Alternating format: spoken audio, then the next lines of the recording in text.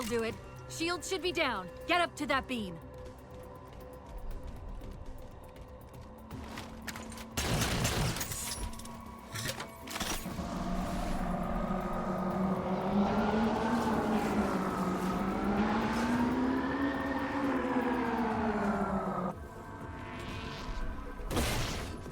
Are you fucking kidding me?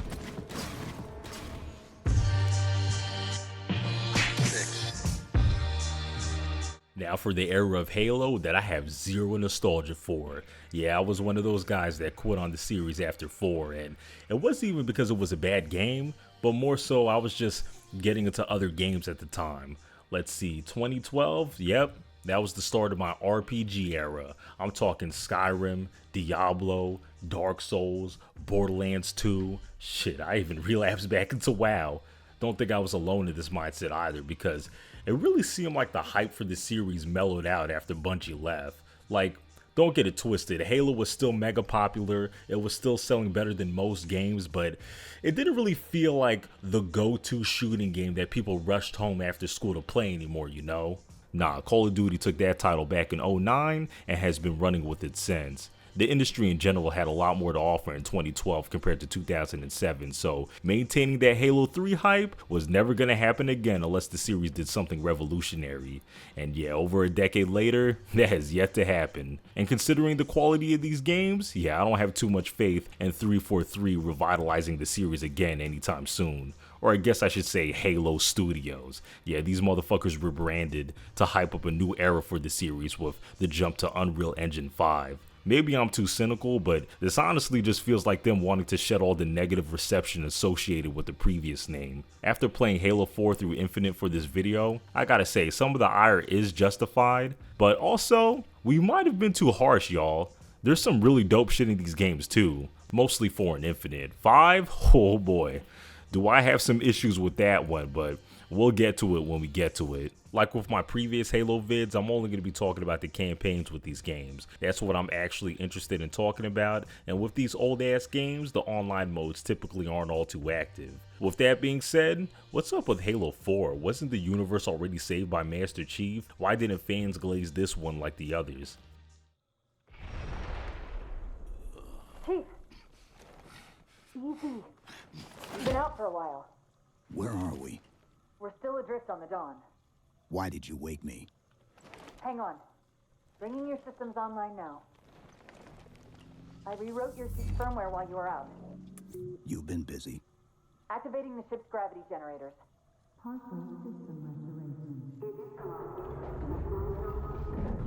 Chief, look up. You need to pull the manual release.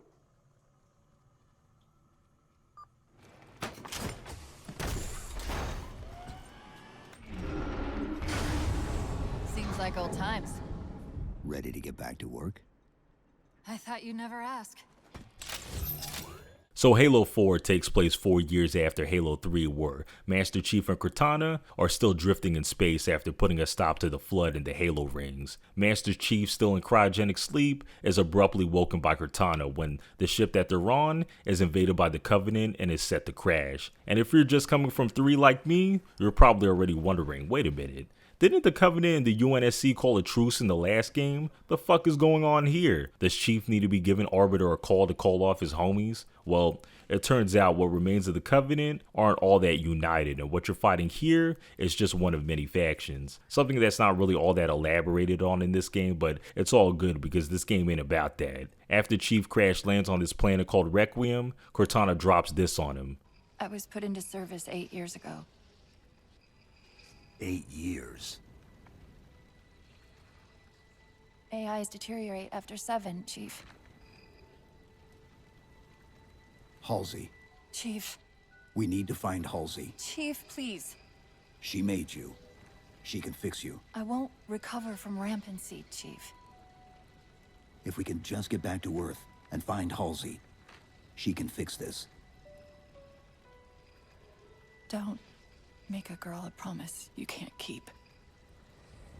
Yep, Cortana is old as hell and is losing her mind, which means that the goal is to find Halsey to get her to fix Cortana up in time. Unfortunately, shit goes from bad to worse as our duo here mistakenly releases this evil ancient forerunner warrior called the Didac who thinks humanity ain't worthy. So yeah, on top of Cortana's rapidly deteriorating mental state, you have this new big bad that threatens all of humanity once again. And as you can guess, the rest of the game sees Chief trying to solve both problems in the only way he knows how to.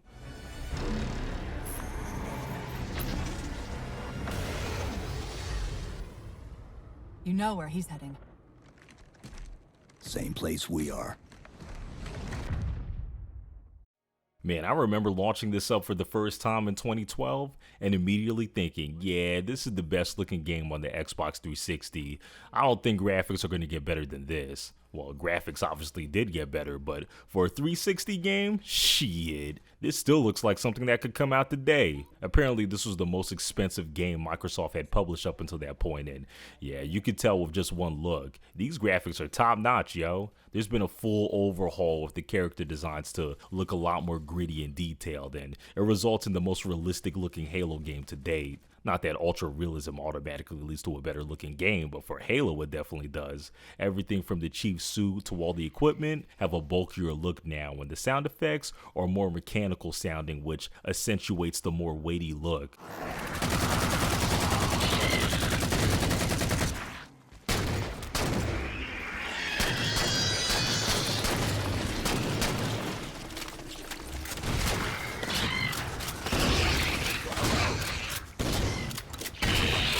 They even went back to the ODST style HUD where it actually looks like you're looking out of the helmet. It's never done all that much to immerse me personally, but I ain't mad that it's back. Cortana's new design just makes me laugh, yo.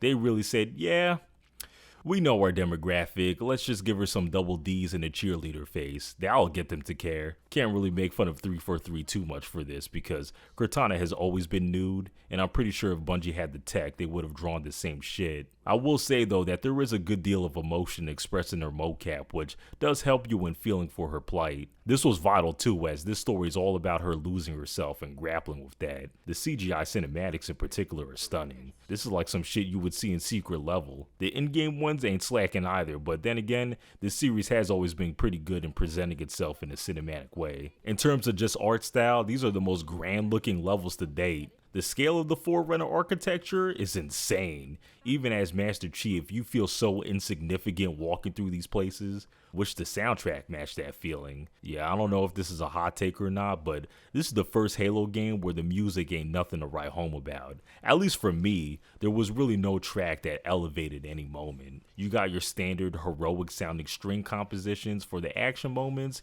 and your standard ambient drum and bass tracks for the more slow moments. The type of stuff you would hear in a lot of other games like this, honestly. And it's mixed so quietly too. Maybe it's because unlike the previous games, there was a lot more dialogue that they wanted to make room for, but still. They got goddamn Neil David from Massive Attack on these joints. I expected a little bit more.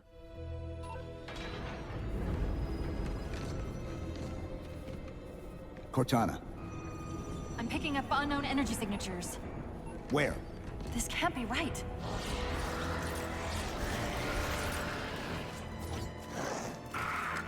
Set a waypoint out of the tower. Cortana? How did...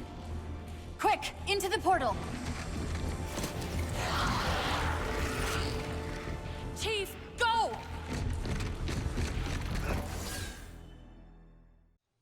So fundamentally, Halo 4 doesn't play all that different from Bungie's Halos. Most of the weapons you know and love from the previous games have been brought over, and the golden loop of weapon, grenade, and melee is still intact. Really, the only noticeable change is that the sprint from reach is now a permanent mechanic outside of the armor abilities, which have also been brought back. Suffice to say, if you didn't mess with how the other games feel, this one won't change your mind. It's still the same old Covenant blasting you know and love. The big difference here is that the Covenant are not alone this time. Look out!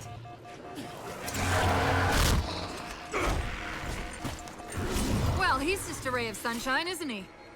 Say hello to the Prometheans, the brand new enemies that represent the Forerunners. These guys are the new third faction to fill the hole that the Flood left behind, except unlike the Flood, they bring a whole new classification of weapons to the table. Instead of plasma, their joints shoot at hard light, and in terms of game feel, they're kind of a bridge between the UNSC weapons and the Covenant weapons. They're not hit scan like the UNSC weapons, but they damn near feel like it with how fast the projectiles go. I like the light effect after you kill someone with them, but outside of that, a lot of these new weapons honestly just feel like slight variations of what we already got. Like, you can't tell me that the light rifle isn't just a carbine but with an orange shot, or the scatter shot isn't just the UNSC shotgun but without the pump action. They don't feel bad to use, but that's because they're variants of what was already fun. A lot of these weapons also just fulfill the same purpose too, which makes their additions feel a bit redundant. Like, there's gonna be no difference in a firefight if you're carrying a storm rifle and a suppressor and then pick up an assault rifle, and that's because they all do the same things. They're all mid-range fully automatic rifles with a wide spread. This makes the constant weapon switching that the series is known for not feel all that impactful this time around. And unfortunately, my problems with the Prometheans don't just stop with their arsenal. Man, these guys are the antithesis to what makes the Covenant fights fun. These guys are dull as hell, both visually and mechanically. Visually, these guys look like a bunch of knockoff Bionicles that you would see in anything sci-fi. Mechanically, they're somehow both boring and aggravating to fight against. For one, there's only 3 enemy types for these guys. You got the crawlers, who are just fodder, the knights, who are the only actual infantry that you'll be getting into firefights with, and the watcher, who are these flying drones that assist the knights. That's it. And as you would guess, the knights are doing the heavy lifting here, and let me tell you, they ain't lifting enough. These guys are a bit too bullet spongy for my liking, and despite having the ability to teleport around the stage, these guys are pretty damn stationary. They got a slash attack that can end you if you get close, but I never really saw it because a lot of these assholes are also armed with weapons that can one-shot you. This means that the ideal way to approach these dudes is to just pop them from afar, which negates a lot of what makes Halo's combat fun. There's not that dynamic back and forth like with the Covenant, and unfortunately, you fight these guys just as often in this game. And speaking of the Covenant, is it just me, or is the AI for them worse this time around? Like, they do more than the Prometheans, but they ain't moving like how they were in the previous games. Playing and looking back on these clips, there seems to be a lot less valuing their own lives and a lot more standing in one place and shooting at the player. I don't know if the AI is actually diminished, but it just feels like it. Not the Banshees though. Holy shit. The CPU piloting these things are the most annoying enemies in the world. They weave everything in that bitch and they do so much damage that you can't fully ignore them. They're like fucking mosquitoes. Those gripes aside, most of that good old Bungie DNA is still left here to where the moment-to-moment action is still satisfying enough. We still got some good old vehicle sections to break up the gunfights, except this time around, they're actually spiced up with some new shit. The walking FU machine in the Mantis, the first time the elephant being featured in a campaign, and also being able to pilot a Pelican for the first time. Aside from that though, Halo 4 plays it pretty safe. A lot of these locations feel like rehashes from previous games. The obligatory spaceship level, forest level, mountain region level, and so on. We've even gone back to the rule of thirds design from the first game where every objective has to be done 3 times for some reason. Yeah, I can see why I never finished this back in 2012. It ain't bad, but this definitely feels like the first Halo game where I was in autopilot mode. You know, that zone you're in where you're just kind of playing through a game mostly to beat it. Yeah, that's kind of where I was at for large portions of this campaign, especially for the Promethean parts. The parts that were actually hooking me, strangely had nothing to do with the gameplay. They don't care about you! They replaced you! Blast it! It's okay. How? How is this okay? How is putting you at risk because I can't hold it together okay? Chief, do you even understand what rampancy is? Really? We don't just shut down. Our cognitive processes begin dividing exponentially according to our total knowledge base. We literally think ourselves to death. You know I won't let that happen. And if it happens anyway?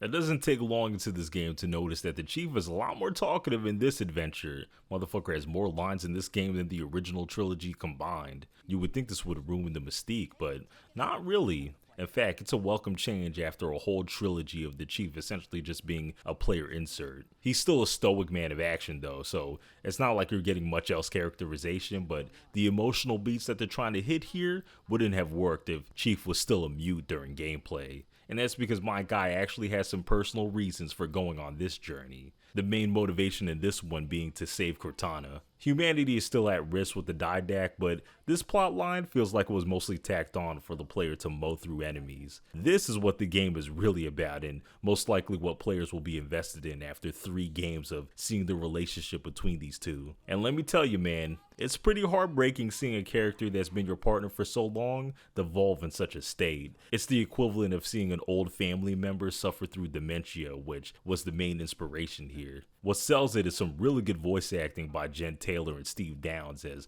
Cortana and Chief respectively. It's subtle, but with Chief, you can hear the worry underneath the toughness. And even though you can't see his face, you can still pick up on how he's feeling. This all culminates on what is by far the most poignant moment in the whole series, with Cortana and Chief saying their goodbyes in the end here. Not only is this the first time we see the Chief in a situation where he's somewhat vulnerable, but it symbolically feels like the end of an era. Years have passed, and Cortana was really the last important character Chief had a connection to from the previous games. At least, you know, until Halo 5 came along to undo all of this, but hey, at the time, this was all pretty significant. Feels like there were 2 different writing teams working on this because the Forerunner plotline is just so mid in comparison. The Didact introduction was dope though. Motherfucker exudes that type of aura a final boss should.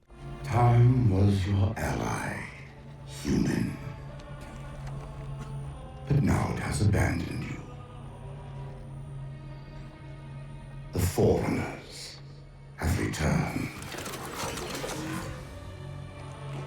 This tomb is now yours.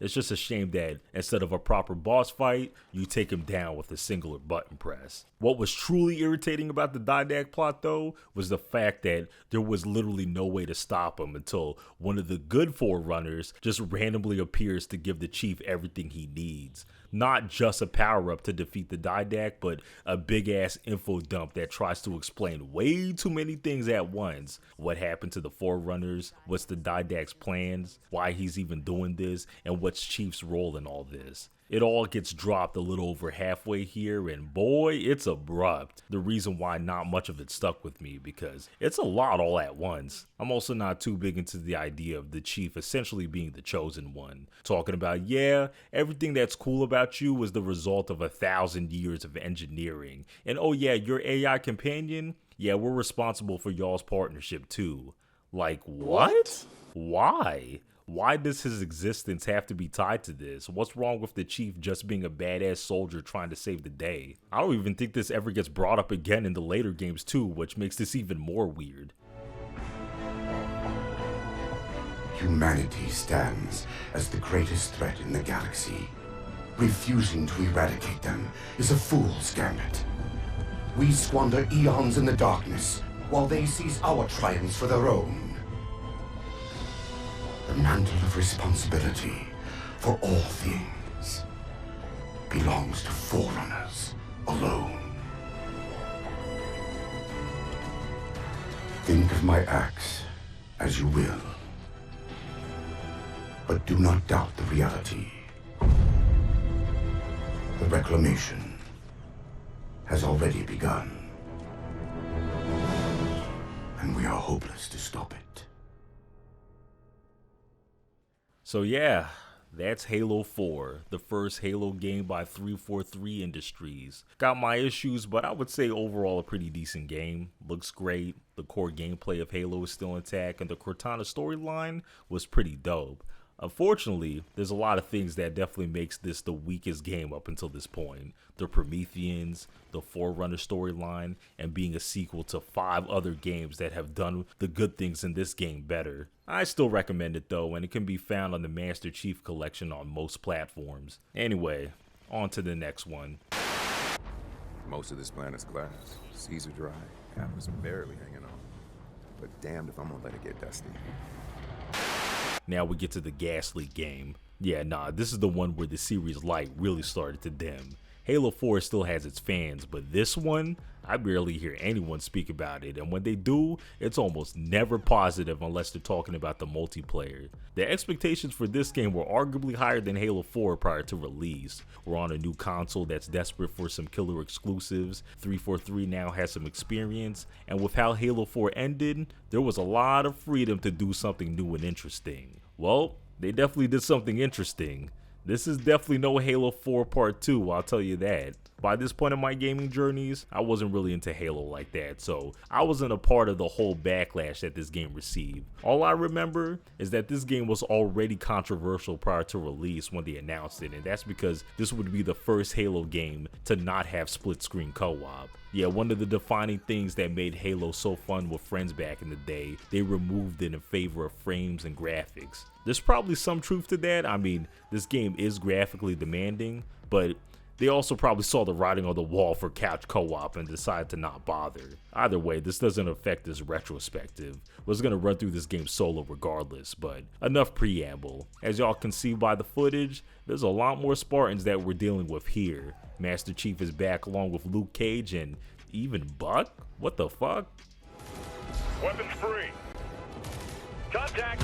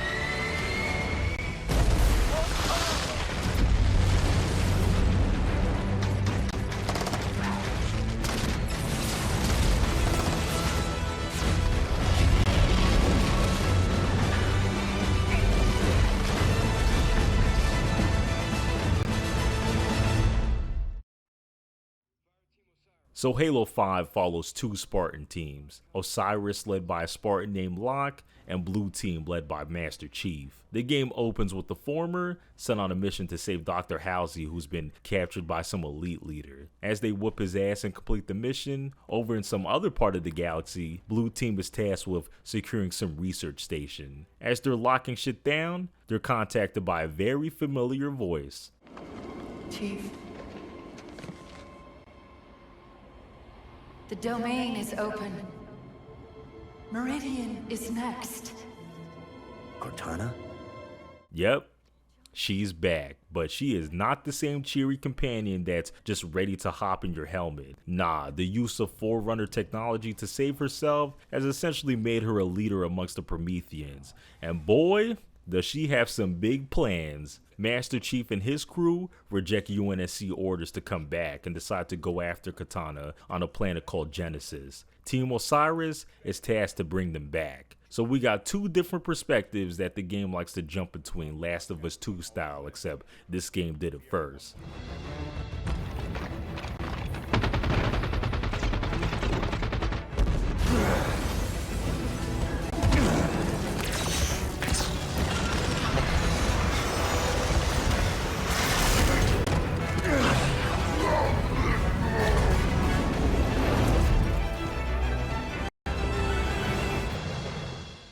New console, better graphics. Feel like a broken record at this point, but when does a Halo game ever slack in that department? I will say that this isn't as impressive of a jump in realism like 2 to 3 was, or even Reach to 4, but that's because those games already look phenomenal for the time. You can't really go higher than peak, right? This is exactly how you expect an 8th gen Halo game to look. Pretty graphics, ethereal backdrops, a grand scale. Honestly, most of my praises for Halo 4 can just be applied here again, since once again we're on a Forerunner planet with most of the same weapons and enemy models from before. The big difference is that I actually fuck with the music this time around. Neil Davidge is out, but Janucci is still in, and we went the complete opposite direction for the tracks here. Not too many subdued tracks this time around, nah. Just straight epic orchestras with dramatic strings and heavy horns. The type of stuff you would hear in like a Star Wars movie or something.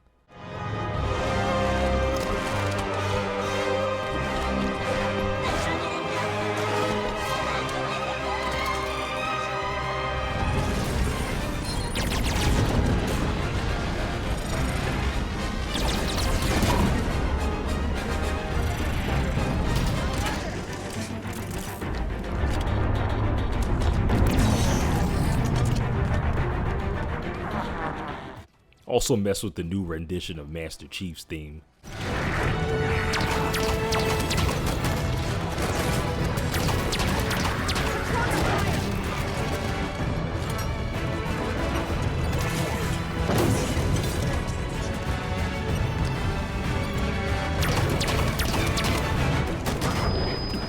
Man, I was so ready, man. I was so ready to come on here and be like, man, y'all are tripping. Halo 5 is not only pretty decent, but actually better than Halo 4.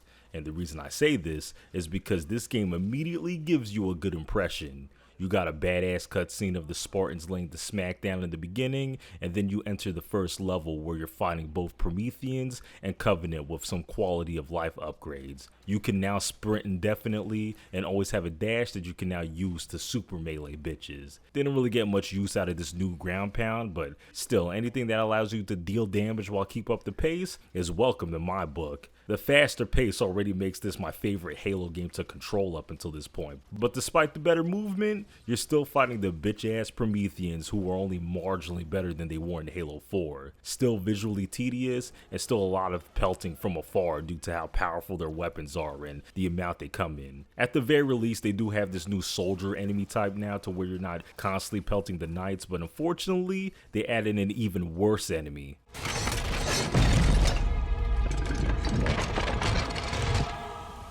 Are you the Guardian?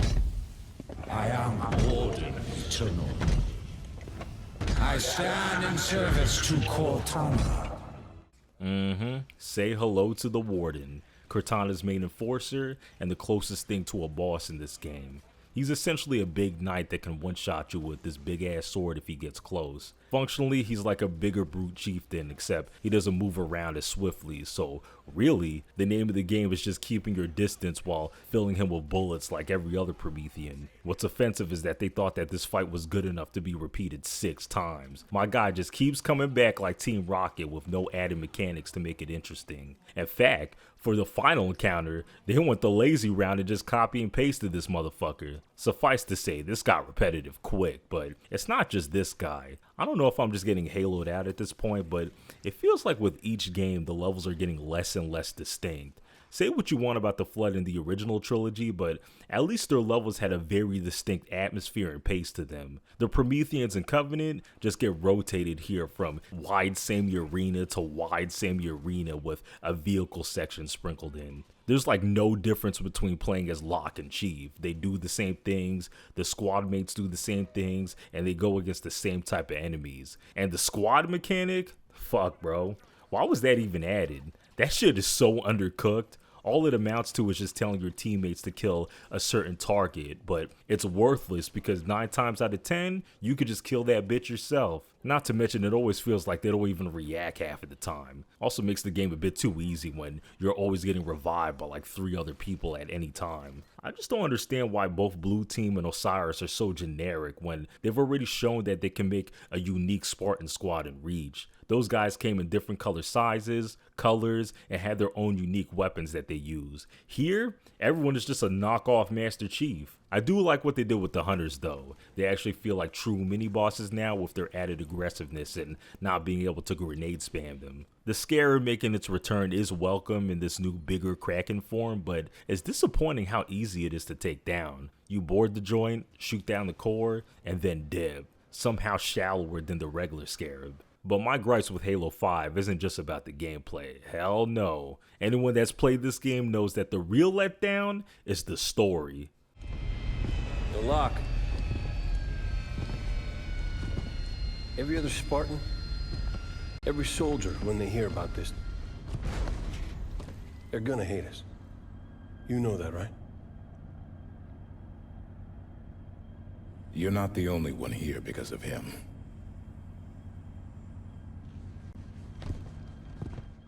So prior to the release of this game, there was this big marketing campaign hyping up the narrative. Yeah, I wasn't tapped in anymore, but even I remember this whole hunt the truth stuff. Chief looking like he's going rogue, being hunted by another Spartan with hints of a bigger conspiracy putting them against each other, which will eventually lead to an epic showdown. It looks super dope.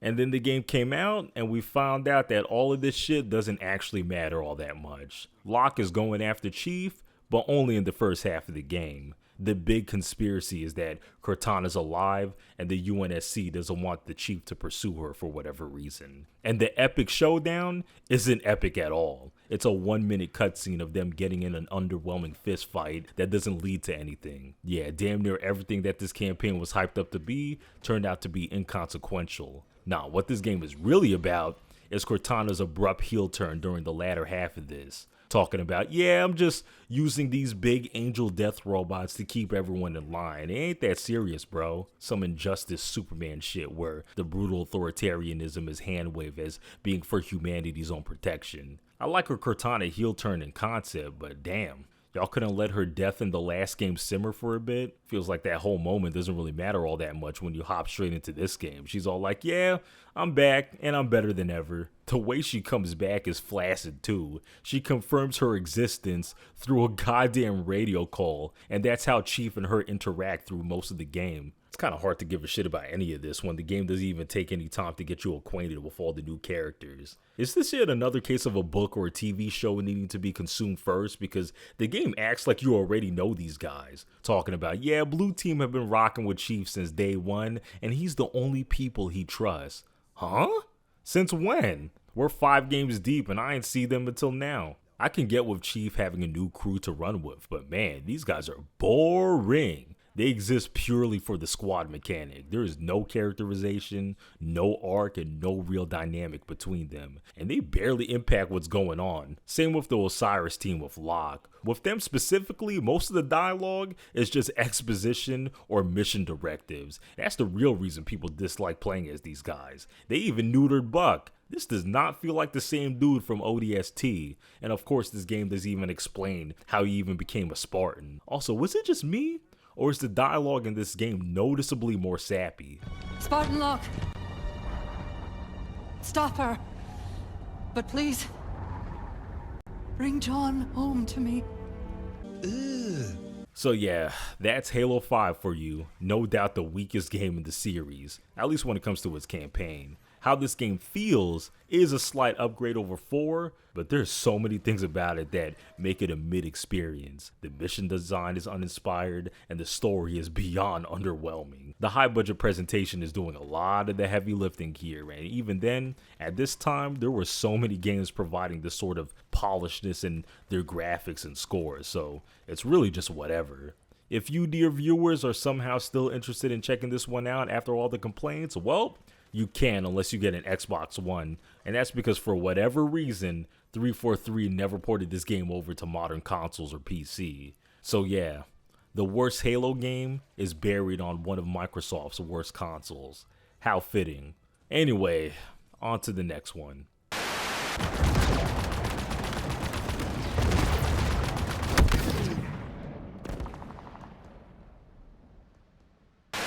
Now we get to the latest one that people have already forgotten about. It feels like by this point, the only people checking for Halo were millennials and older Zoomers that grew up with the series when it was at its peak. So much of the discourse prior to this game's release was the aforementioned audience praying that this game wouldn't be as bad as 5 and possibly returning the series to its former glory. We're now 4 years removed from this, and I can tell you that only did the former. Oh, the main batteries are shut down. We're stuck out here.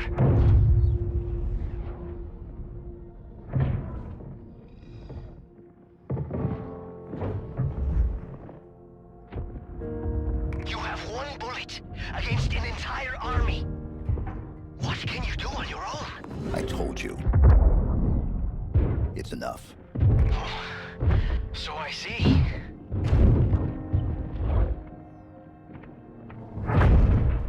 So Halo Infinite opens with Master Chief fending off a Covenant faction called the Banished on the UNSC Infinity. It's business as usual until this 99 overall brute leader named Atriox comes out of nowhere to lay the smackdown on Master Chief. He gets his ass beat so hard that the fight ends with Chief getting tossed into space like a trash bag. 6 months later, Chief is luckily found by a stranded UNSC pilot named Echo 216 who reactivates him. My man wants nothing to do with the Banished and insists on going home, but Chief being Chief, of course wants all the smoke. So, they head to Zeta Halo, which is controlled by the Banished, to put a stop to their reign. They're led by this other brute named Eshrium, who is way too eager to rumble with Master Chief. Before the liberation of the ring can start though, Chief is in need of another AI companion, which he finds in Weapon. Yes, that's actually her name, and if the design didn't give it away, she's practically Cortana's replacement. In fact, her whole purpose was to imitate her in order to capture her, which apparently she did already. So Master Chief has her tag along, and together they try to take down the Banished and this Harbinger lady from repairing the Halo ring.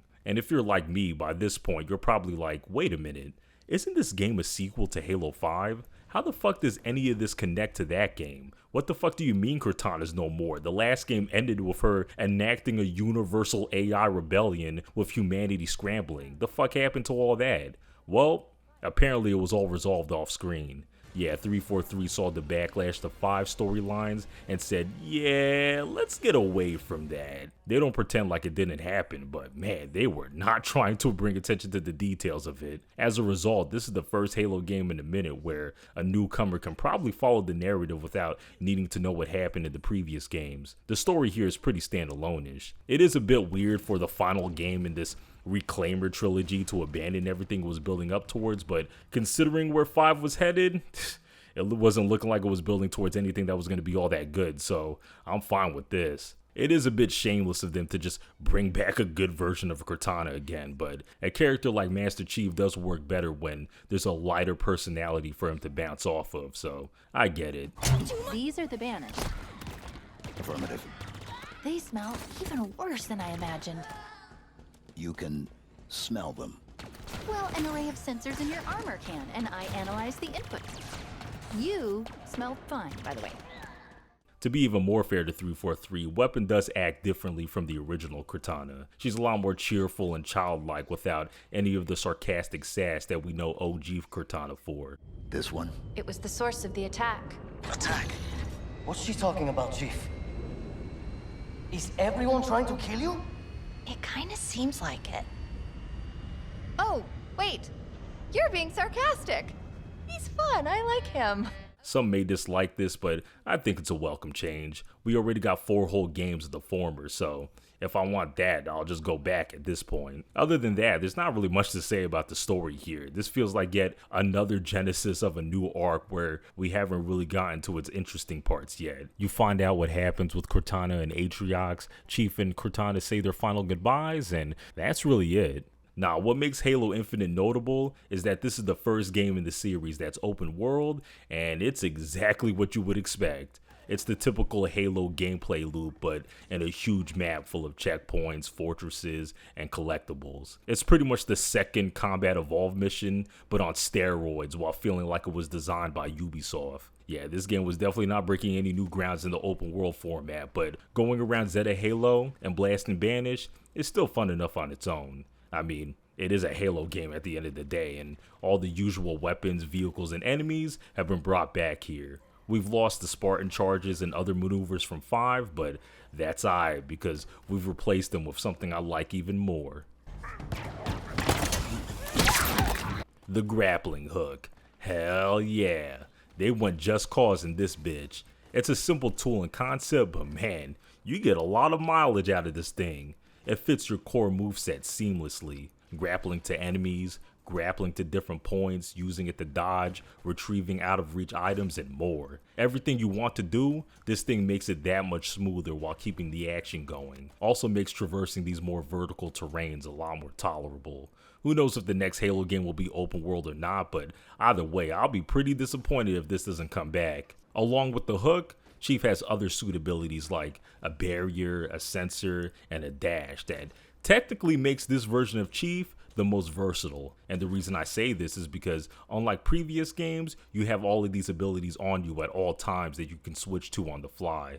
Gives the player more options while staying in the action, which I'm all for, but you're probably going to be on the grappling hook like 90% of the time. I think I only used the sensor for the bosses, which I gotta say, they cooked a little bit here.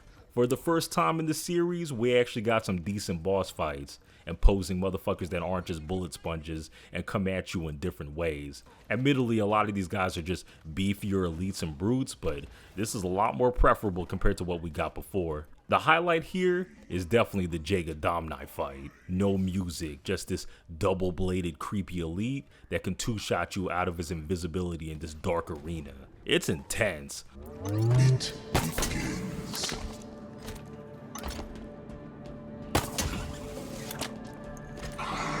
Close.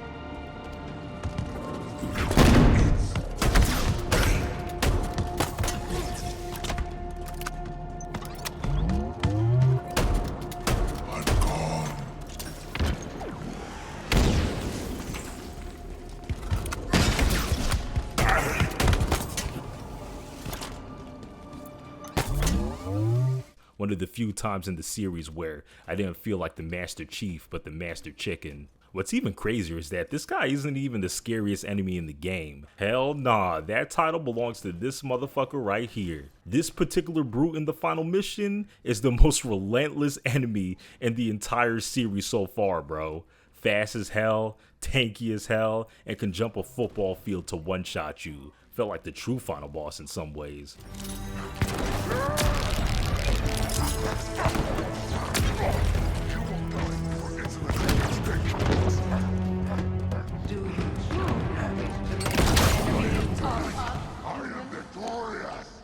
Remember how I said that with each Halo game, it feels like the levels are becoming less and less distinct? Well, the open world here hasn't helped with that. Everywhere is the same rocky green terrains, with every major mission taking place inside very samey looking Forerunner facilities. Felt like I was traversing the same place 12 times over. I will say that this game does look great graphically, but damn y'all, you could at least change the weather in some areas. All in all, that's really Halo Infinite in a nutshell. The golden loop is as good as it's ever been, but everything around it as far as the open world is a bit undercooked. Reason why I don't have much to say about this one. I enjoyed it, but the longer I played, the more I felt my mind going into autopilot. Yeah, after playing through all of these games for this video, I can definitely see why people haven't been too hot on 343 Industries. The quality has been all over the place, yo. To answer the title of the video, how bad are the 343 games really? Well, 4 is aight, 5 sucks, and Infinite is solid. Can't really see myself coming back to any of these games really, especially over the Bungie campaigns, but at the very least, 2 out of 3 of them were worth a playthrough. Yeah, I don't know, y'all. I think I'm at the point where I'm good on this series until they do something different and interesting. An open world is different for the series, but interesting? Nah. And if I want to just get the definitive Halo experience, I'll just go back to the original trilogy. So yeah, that's all I gotta say about this. If you like this video, I got plenty of more like it on the channel. Make sure you do the usual things to help this video out of the algorithm, and I'll see y'all next time.